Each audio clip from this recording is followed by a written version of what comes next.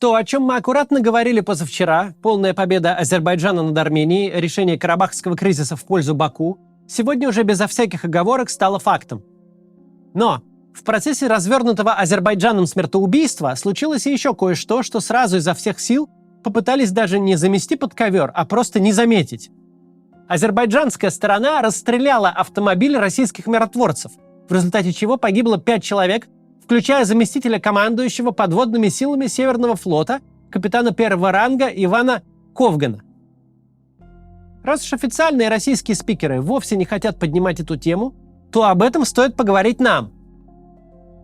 На самом деле, это история о том, как российскому государству плевать на жизни людей, и особенно военных, но еще и о том, как Путин поставил Россию в полную зависимость от Турции.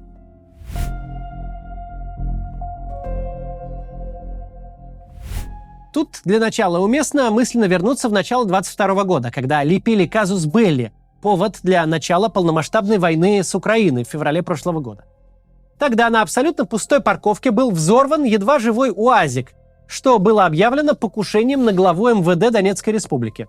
А следом обстрелу подвергся какой-то сарай посреди глухого леса, назначенный пограничным пунктом ФСБ. Полезно сейчас вспомнить, как тогда рвались тельняшки. Как все причастные били себя пяткой в грудь, дескать, да как они посмели, да на нас, да мы их всех сейчас да как покажем. Совершенно не важно, что все это было постановкой, и всем было понятно, максимально топорная это была постановка и дешевая.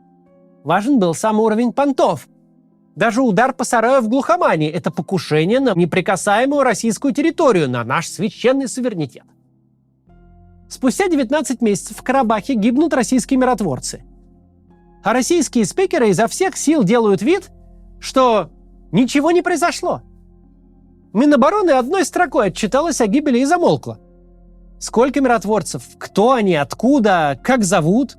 Да леший их разберет их. Умерли и умерли, значит, вот в нынешней теперь конве. Никакой истерики МИДа, Соловьев не брызжет ядовитой слюной, Симоньян не закатывает глаза и не взывает к России матушке. Просто грохнули военных, да и грохнули. Дело-то житейское. Это, в общем, красноречивая иллюстрация совершенно скотского отношения российского начальства к собственным военным. Причем неважно, где они гибнут. В Украине или в России от Пригожинской зенитки или в Карабахе. Их смертей как будто и нет. Их имена никогда не будут озвучены. Они просто не вернутся домой, и все. Но, помимо прочего, такая реакция – это еще и демонстрация реального места России в мире на 19-м месяце войны. Демонстрация глубочайшей зависимости России от немногих крупных стран, которые все еще готовы работать с Путиным напрямую.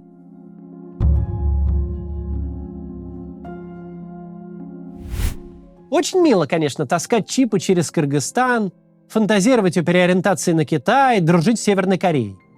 Но понятное дело, что все это сказки для детей дошкольного возраста. России нужен европейский рынок, нужны западные технологии, оборудование и запчасти. А главное, России очень нужна настоящая конвертируемая валюта. Индийские рупии в обмен на нефть можно получать в любых количествах, но есть у них существенный изъян. Купить на них хоть что-то можно только у самой Индии. Большая страна с большой экономикой и мощными логистическими возможностями, ставшая главным транзитным хабом между Россией и Евросоюзом, а также как минимум одним из главных перевалочных пунктов по передвижению российских денег, это Турция. Главный центр по маскировке российского государства и компаний под зонтиком иностранной юрисдикции.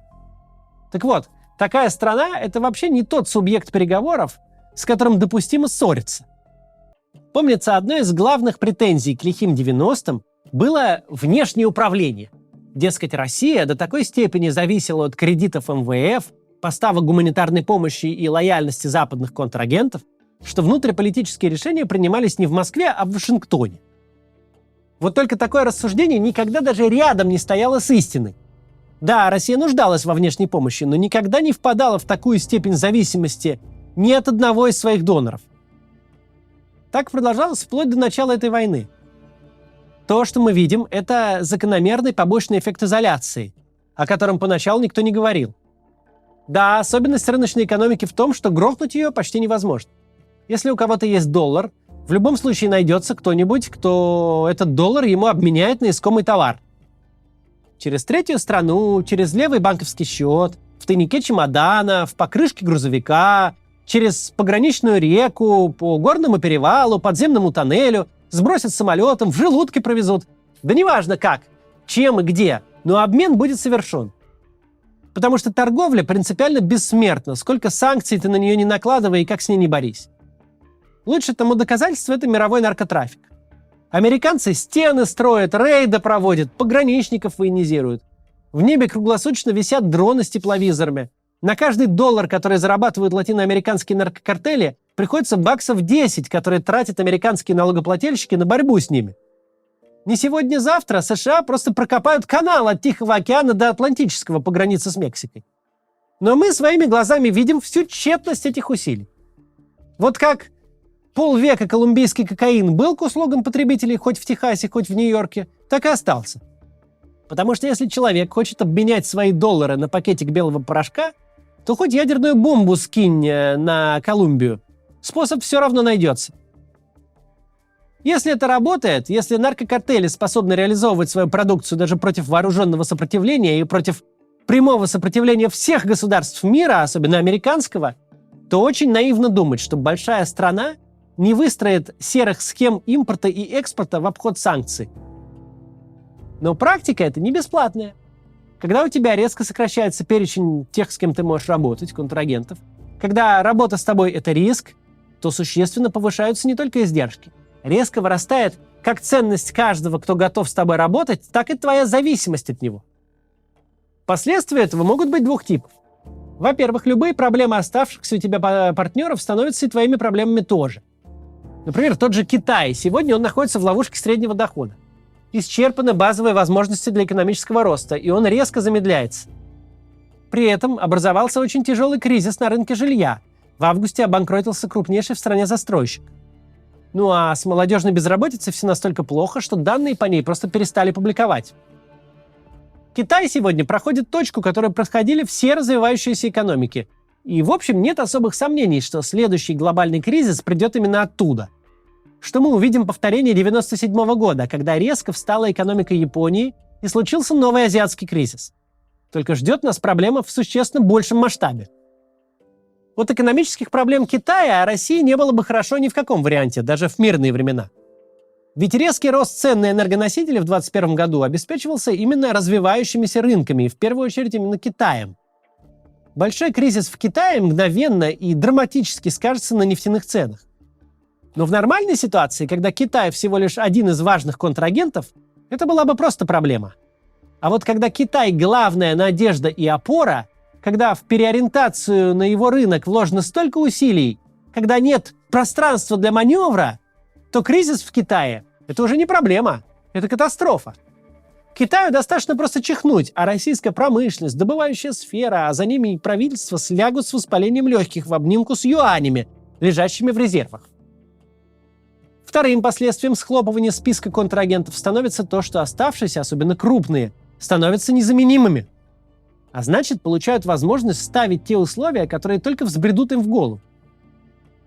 Но унижения не ограничиваются тем, что цены на весь российский экспорт от нефти до металлов формируются не рынком, а доброй волей тех, кто готов их покупать.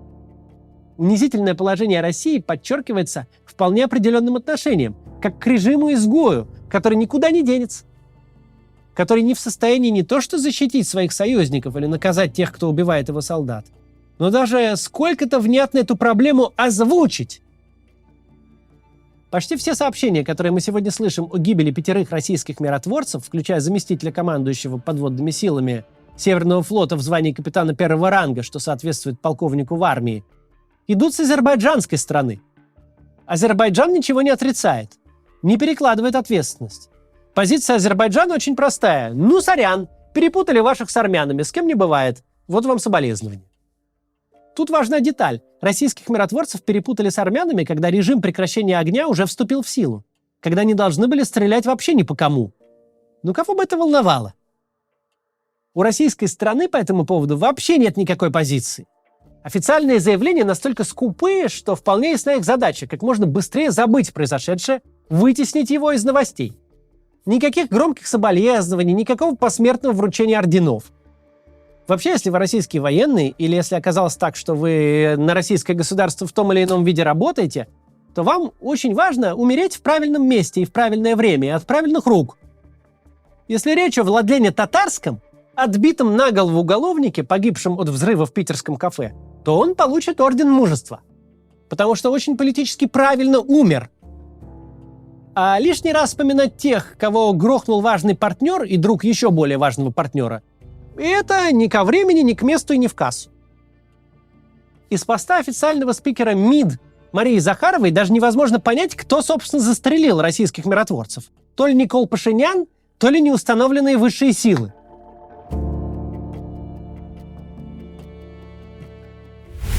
Мрачная ирония заключается в том, что Ильхам Алиев в своей агрессии руководствовался ровно теми же мотивами, какими 1,5 года назад руководствовался Владимир Путин. Это такая издержка авторитарного правления. Авторитарный правитель периодически должен подкреплять свою харизматическую легитимность. Сначала выдумать врага, а затем уверенно его победить. Мы видели, как эффективно это работает. Что 2008 год, 8-дневная война с Грузией, что 2014 молниеносная аннексия Крыма. Оба эти эпизода давали резкий рост поддержки, создавали вокруг себя социальный консенсус, который держался еще пару лет после. Чем закончилась третья попытка масштабировать крымский консенсус с помощью уже всей Украины, мы знаем.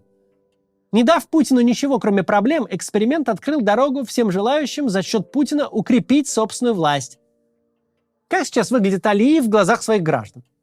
Мало того, что он сломал 30-летний статус-кво и восстановил международно признанные границы Азербайджана, мало того, что он уверенно победил заметно более слабого соседа, он демонстративно выкинул из региона бывшую метрополию.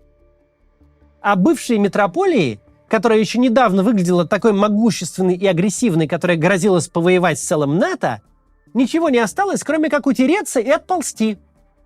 Потому что теперь не Азербайджан зависит от России, теперь Россия всецело привязана к Азербайджану и Турции, и никуда от них не денется. Путинский режим ныне вообще ни от кого, кто готов с ним общаться, не денется. Тут даже Ким Чен Ын может ставить свои условия, ведь только у него есть снаряды. Но гражданам Азербайджана об этом рассказывать не обязательно. Граждане Азербайджана видят, как их лидер провернул все, что хотел. Провернул там, где еще недавно безраздельно властвовала Россия. И не встретил особого сопротивления. Более того, та самая Россия, которая всю дорогу плевала на любые нормы международного права, внезапно решила, что обстрелы мирных городов – это внутреннее дело Азербайджана.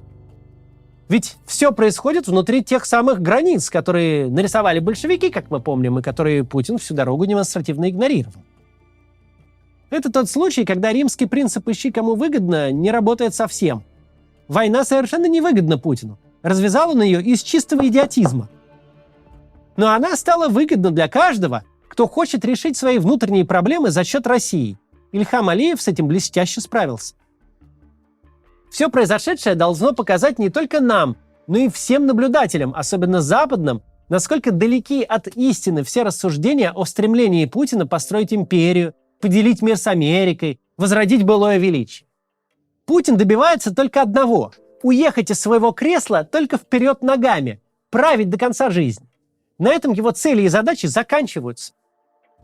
Чем для этого придется пожертвовать? Жизнями граждан, влиянием в регионе, развитием страны. Это для него все не важно. Не нужны ему ни новые территории, ни новое население, не нужны победы. Все это просто средство решения задач. Оставаться президентом до конца жизни. Любые жертвы и любое унижение, по его мнению, того стоит. И унижает он Россию. До завтра.